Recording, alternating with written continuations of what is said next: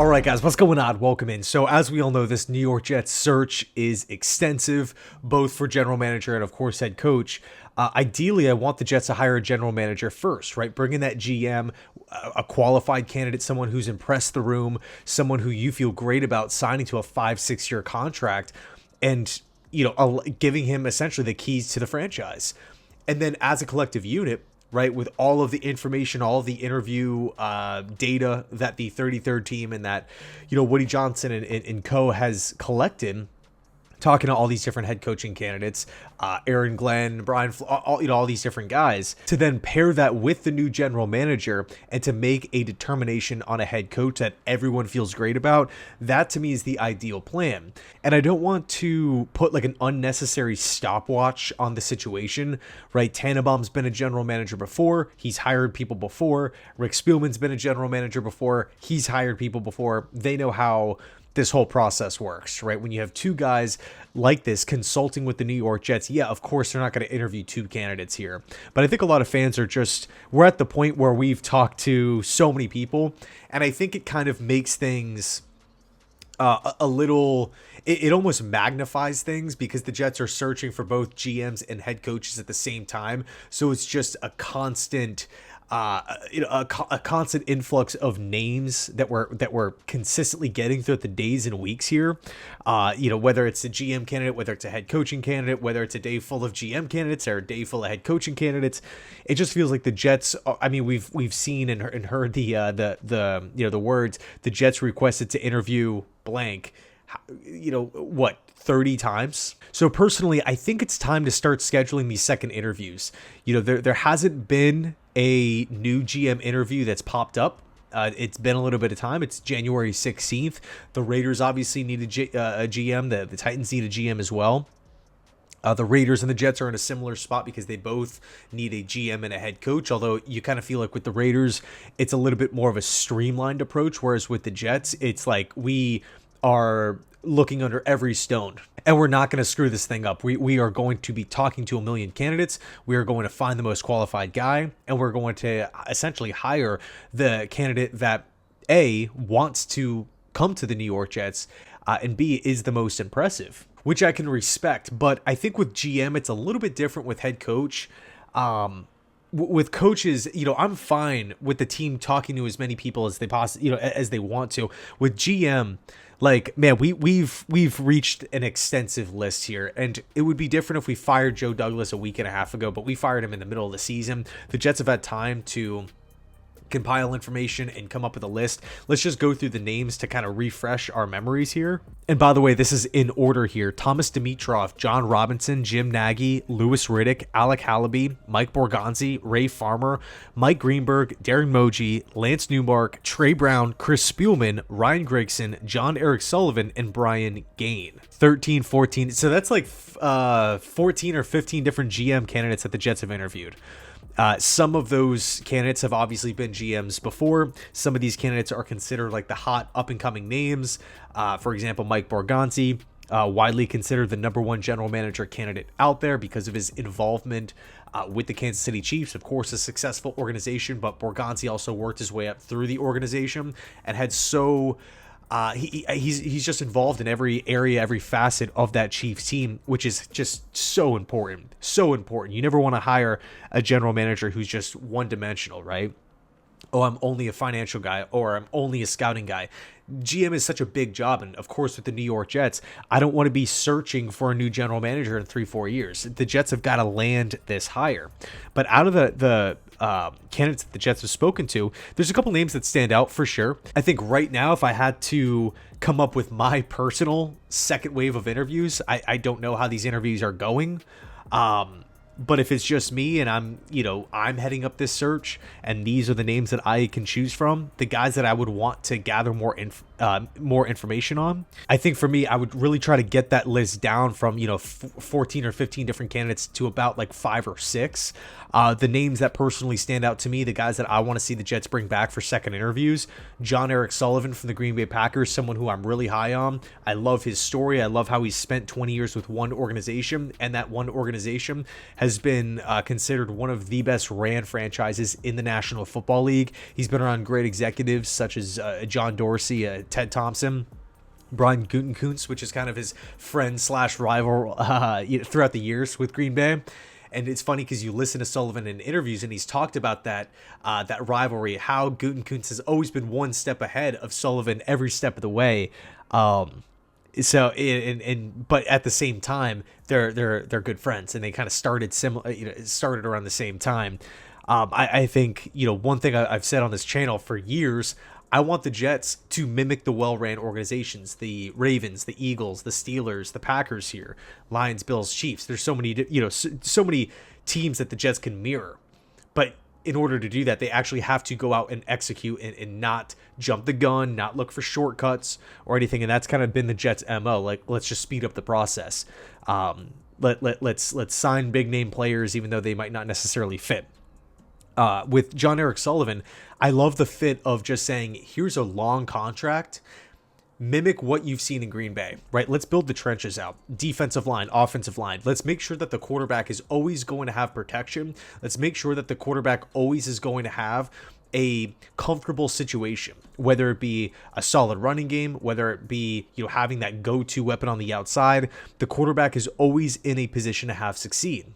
That's been the case for years on end. I don't think it's a coincidence that the Green Bay Packers consistently have a plan at the quarterback position and consistently have great quarterback production year in and year out. Now, the issue is when it comes to Green Bay, it's not an overnight fix. It's not going to be something that changes in 2 years. And now all of a sudden the Jets are, the Buffalo Bills are like the little brother of the division, and the Jets are on top. I think it's, if we go with the Jon-Eric Sullivan route, we're going to have to, really buy into the plan, really buy into the draft develop philosophy, right? But moving on, I think Chris Spielman, I think makes a ton of sense. I mean, he's like the literal definition of what Jets fans were talking about in the season, right? Where we need a leader, we need someone with a big personality, we need someone who's not going to be affected by ownership or the media, not going to be bullied by, what the public thinks about his decisions. We need a football guy, a former player, someone who can come in with a vision, a plan, and maybe some experience with turning around a bad franchise. That's Chris Spielman. That's literally Chris Spielman. So I would take a big look at Chris Spielman as general manager. Obviously, Rick Spielman's little brother. If Rick didn't think that Chris was fit for the job, why would he interview him?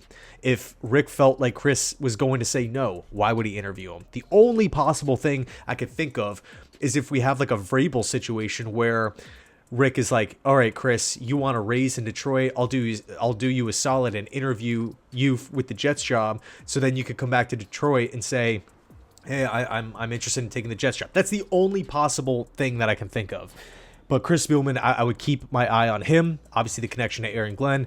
Going back to Sullivan, I think what's interesting is Jon-Eric Sullivan was a late GM interview for the Jets.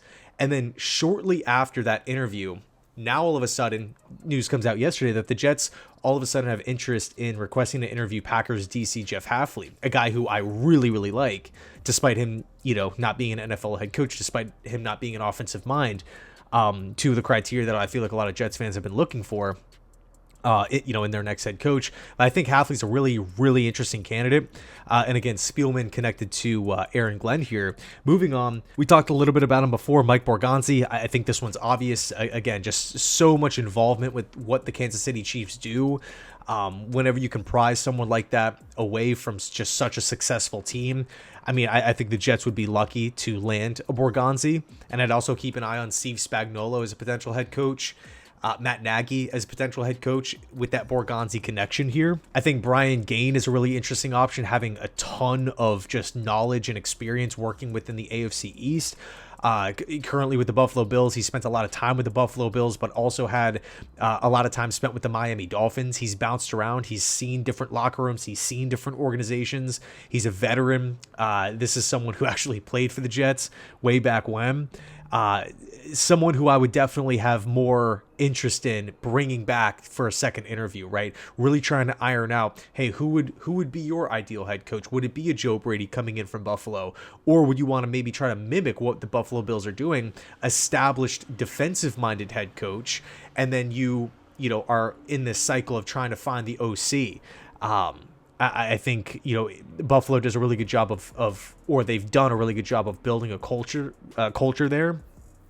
Whether it is a free agent signing, whether it's a draft pick, everything just seems to work out. Outside of Kyer Elam, he's the only player that I feel like just has not worked out for the Buffalo. Like, that's the only mistake that the Bills have had, in relevant player acquisitions throughout the years. And that is freaking phenomenal. I think that's really attractive, understanding where the Jets are from, which is, constantly missing on free agents, constantly missing on draft picks. I think when that happens year in and year out with multiple players year in and year out, there's a flawed process in place that really makes me question the talent or the player identification characteristics in a general manager, right? Again, when you constantly have free agents missing, Corey Davis, Carl Lawson, Dalvin Cook, Adrian Amos, Hassan Reddick, we could sit here for 15 minutes talking about all the free agent misses that JD had. And then you compound that with all of the draft misses as well. Zach Wilson, Denzel Mims, James Morgan, Mekhi Becton, Elijah Moore, Michael Carter, list goes on. So when you have two major areas of concern with Douglas to go and pivot away from that and pluck someone away from, again, a well-ran organization, the Buffalo Bills, a team with a culture, he knows what it looks like, and he's also been around the Jets before. And the Buffalo Bills are a team that excels in player acquisition, knowing exactly what they need. I mean, think about how many people picked the Buffalo Bills to not make the playoffs this season because of the losses of players: Hyde, Poyer, Trey White, Stephon Diggs. The Bills are finding replacements for those players, and they got better. It speaks to the culture in Buffalo. So I think Brian Gaine is a really interesting option. I think Darren Mougey is also an interesting option because he's only 39 years old, and yet he's the assistant general manager of the Denver Broncos. This is someone who's worked his way up within the Broncos organization. Denver is a team, much like Green Bay. It's very, it's like a fraternity, right? It's close-knit, close to the vests. In other words, you can't just barge into Denver and just say, I'm the man now. You can't just walk in and say, oh, massive ego, I'm in charge. No, there's a lot of things happening with that Denver Broncos team. George Paton, obviously. Mougey is George Paton's kind of right-hand man. He's helped out a lot, really excelling in the scouting background. Also dealing with Sean Payton as well. We got two Paytons, George Paton, Sean Payton, two huge figures within that Broncos organization. And yet here we have Mougey at 39 years old, a former quarterback, working his way up through that Broncos front office and playing such a massive role. And he's been in that role for a little bit now. So I think that's, for him to get a GM interview at 39 years old, I think is telling for me. And last but not least, I think Lance Newmark from the Washington Commanders is a really interesting option, right? Because this is someone who has 28 years of front office experience. He's been around the game for a long time. He's doing great things with Washington. People in Washington rave about the current job that he's doing. He's linked over to the Raiders for their their general manager gig. 26 out of those 28 years he's spent with the Detroit Lions. Who's the head coach that's been rumored and linked to the Jets from the beginning? Who's the favorite right now with the Jets? It's Aaron Glenn. So Newmark and Aaron Glenn, they spent multiple years together with the Detroit Lions. I think that could be a seamless fit. I also would not be surprised if Ben Johnson handpicks Newmark over with the Raiders if he goes and gets that gig. I think that's a potential pairing that we need to watch. But to go out and get an experienced front office executive who has helped turn around two of the worst ran teams in the sport is very, very, very appealing. Now, there is a bit of an asterisk or, a caveat with Washington because they did change owners, so it's not like Newmark overcame Dan Snyder and whatnot, and kind of spearheaded and persevered through bad ownership. They had an ownership shift, a change, right? So maybe the ownership structure now is so much better with Harris and co. That it's not really labeled as a team that has, it's not dysfunctional anymore. But still, for a team to go out there and snag 12 wins with with a brand new head coach in Dan Quinn, completely new coaching staff, rookie quarterback Jayden Daniels, it tells me that they know who they are. They know who they are. All their free agents. Well, most of their free agents are working out. They really had a plan. They added a ton of players in free agency. Bottom line, I think Newmark is an interesting option. So those for me are the 6 guys that I would bring back if I was the Jets, to gather more information, to sit down and really iron out the plan, right? Because the first interview, there's a get to know you process. It's not like these things are taking 7-8 hours. In some cases, they could literally just be a couple hours, and that's it. I also think that those 6 candidates have direct links to some of the top coaching choices that I would like. But again, I want the Jets to hire that GM first. If let's just say if Jon-Eric Sullivan comes in and he blows you away, he's the top general manager and you feel the best with him. He's interviewing better than Dimitroff. He's interviewing better than take your pick, Borgonzi. And he says, this is the coach that I want. And then the Jets have already talked to that coach and they feel good about it, then we got to move forward. I think where we potentially run into a roadblock is if the Jets have talked to a candidate. Let's use one of the bigger ones, right? Let's use Arthur Smith, right? The Jets interview Arthur Smith and it doesn't go well. And you hire a GM and that GM says, I want Arthur Smith. He's the head coach that I want. And the Jets were like, well, we talked to him and we weren't impressed. Well, now all of a sudden, I think that general manager, no matter how qualified he is, no matter how impressive he is, if that's his head coaching choice, then I don't feel like it would be the best fit. So that's, again, the roadblock that you run into when you're interviewing GMs and head coaches at the same time. So, that's the 6 for me. Jon-Eric Sullivan, Chris Spielman, Mike Borgonzi, Lance Newmark, Darren Mougey, and Brian Gaine. Let me know your thoughts down below. Let me know who you want to see as a finalist. There's some, not to be rude here, there's some names here on this list that I just don't really have much interest in. Jim Nagy being one of them, Ray Farmer being one of them, Jon Robinson. I just really don't like how that played out in the final couple years in Tennessee. Just felt like the roster was depleted. Anyway, let me know your thoughts down below. Thanks so much, and as always, go Jets.